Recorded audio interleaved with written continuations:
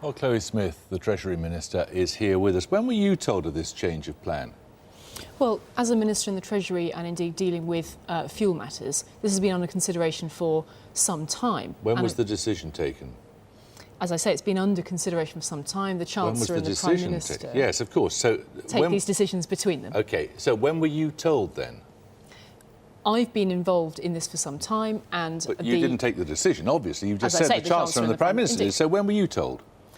We had a collective discussion of that in due course, and although I can't, give you the sort of full gory details of political processes, I can't sit here and tell you the ins and the outs. No, it's not appropriate for me to tell you the ins and the outs. Well, why isn't it appropriate? You're coming here to defend a change of policy, and you can't even tell me when you were told what the change of policy was.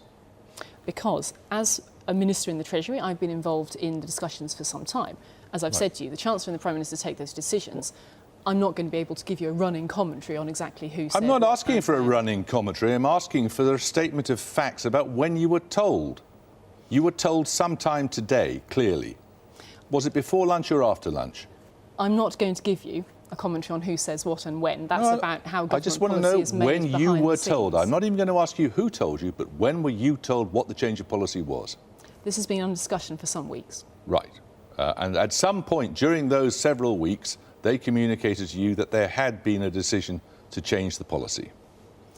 Indeed. And today, in front of Parliament, we revealed to Parliament, as is right and proper, by the way, to Parliament, that we were planning to help households and businesses in this way. Is it hard for you to defend a policy you don't agree with? It's not that, I'm afraid, Jeremy. Nice question. I do agree with it. I think it is very important to help households and businesses. You didn't in May. Go on. All right. In May, you said it is not certain that cutting fuel duty would have a positive effect on families or businesses. So what's happened? I think the point to be made out of that and out of what's then been said today is that it's important to do what you think you can to help households and businesses. In a world that we're facing, and I think your intro pulled some of these themes out, in the world that we're facing where things are very hard for households and businesses, you have to do what you can, and you have to do that in good faith so that they can get the help they need at these hard times. But you said it wasn't certain that cutting fuel duty would have a positive effect on families or businesses. That was on the 23rd of May. Now, what's happened between the 23rd of May and today, which is what, the 25th of June?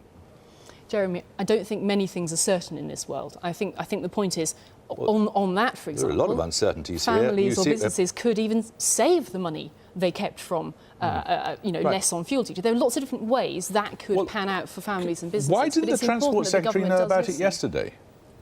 It's important that the government, excuse me, it's very important that the government acts on concerns it hears. And as I said about who, what and when, the government will make its policy and, importantly, comes to Parliament with it. Isn't the cost of petrol in people's cars a matter of legitimate interest to the Transport Secretary, who didn't know yesterday? Of course it is. It's a matter of legitimate interest to households and businesses. But, of course, as you know, taxes for the Chancellor, and in this case the Chancellor and the Prime Minister took the decision. OK, it's going to cost, you say now, about £550 million. In contrast with your figure on the 23rd of May, which was about £1.5 billion. What, you just get the sums wrong, did you? No, they actually refer to two slightly different things. Right. The question being asked in May, I believe, was about full cancellation. And, of course, as you will be aware from today, we have been talking of deferring the August rise to January. It's specifically about the August increase, actually, the 1.5 billion that you referred to, and now you say it's £550 million. Can you tell us from which departments that gap is going to be made up? Well, as we've said today, it will be made up from, it will be drawn from, and around 500 million is the correct figure because we're talking about a deferral. Right. The figure will be drawn from underspends in departmental budgets. Yes. Where? Well, there are a number of those available. We know, for example, this year that if you look at the public sector data released only today, we know that underspends are going. We know that the rate of spending is less than the OBR was forecast. Those figures are there today. Where? We know also that last year there were 4 billion of those, so they are available. Which departments is it going to come from? They fall across and in different ways, and that figure will progress, if you like, Well, through just the course name me of a the few year. departments. No, I won't do that because we'll be don't know? giving you the full details in the autumn Are you waiting statement. to be told that as well? No, because You know, do you? You know which departments have underspent. it is not possible to give you a full breakdown at this point because the figure is evolving somewhat as per the data today. The data is available monthly in that particular instance. We are clear that what you're looking for now is 500 odd million pounds. You say that various government departments are underspending, although you are unable to tell us which ones. Presumably you do know, but are choosing not to tell us. Is that correct? It's an aggregate figure. If you Right. look at the data today, it's an aggregate figure. Fine, you're choosing not to tell us which government departments have underspent. It's an aggregate figure, and I think that's what's important here. The figure says there is enough underspend there to fund a policy like this. And what's really important is So when you we see assert. that kind of funding available, we want to spend it for the good of households and businesses. And can you just confirm to us that the number one priority of your government is reducing the deficit? It is indeed, and the fact, if That's I may, the number one priority. the fact of using underspends for this means that our plan is absolutely intact, and that is rightly what we seek to use for the credibility Sorry, is this some of our sort of fiscal joke? plan. I mean, how can you possibly have as a number one priority cutting the deficit when you choose to spend and underspend in funding a tax cut or failure to implement a tax rise which was scheduled? The plan overall has not changed.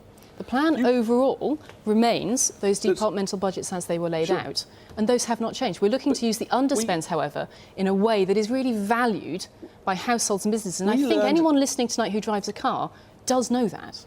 We learned today that government borrowing increased by, was it £3 billion in May?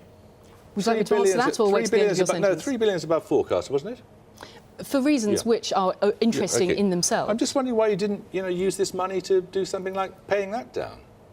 Well, the figures on the other side of that public sector data released today are quite interesting in themselves. They do relate to rather one-off factors, specifically in terms of when some payments were made between May and June. That is of interest perhaps in a different conversation. But the fact is here, we are sticking to the overall plan and taking the opportunities we have to help households and businesses. Do you ever wake up in the morning and think, my God, what am I going to be told today? I wake up in the morning and know actually that some of my constituents will really value not having to pay that little bit more on fuel prices come August because the cost of living is pretty tight at the moment, and everybody does know that. I do think this move today is valuable. It's not just a Westminster Village story, Jeremy. It's real money in real people's pockets. Oh, we all understand that. Good. You ever think you're incompetent? I think it's valuable to help real people in this way, and I do think that is valued by people who drive. Okay, Chloe Smith, thank you.